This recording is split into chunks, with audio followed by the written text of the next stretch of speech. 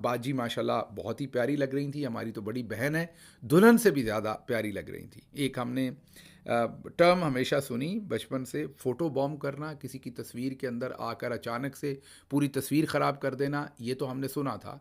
लेकिन अब एक नई टर्म आज हम निकालते हैं, सास बॉम्ब। ये सास बॉम्ब है, मतलब कि इन्होंने दुल्हन से भी ज़्यादा ज़र्क बर्क वाले कपड़े पहने हैं, उनसे भी ज़्यादा तैयार लग रही थी। वैसे ही ज़ाहिर है कि दुल्हन छोटी होती है उम्र में, उसका जो कॉन्फिडेंस और जो बाजी का कॉन्फिडेंस होगा वो फ़र्क होगा।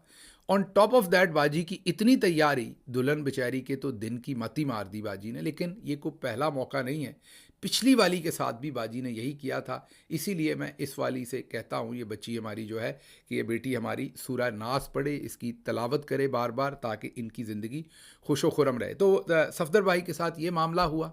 मेहंदी वाले दिन उन्हें कन्वे किया गया, शादी वाले दिन ये सब कुछ प्रैक्टिस किया गया। आगे क्या होता है ये हमें पता नहीं। उसके बाद जो पहली वीडियो जारी की गई, हम आपको स्क्रीन पर दिखा रहे हैं। इस वीडियो में भी कैप्टन सफदर कहीं मौजूद नहीं है।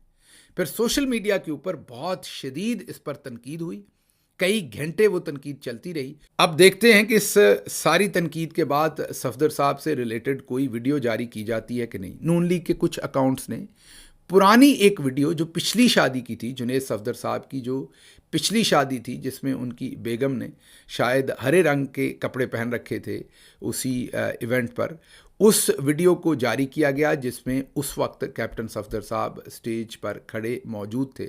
बाजी बैठी हुई थी, वो पीछे खड़े हुए थे।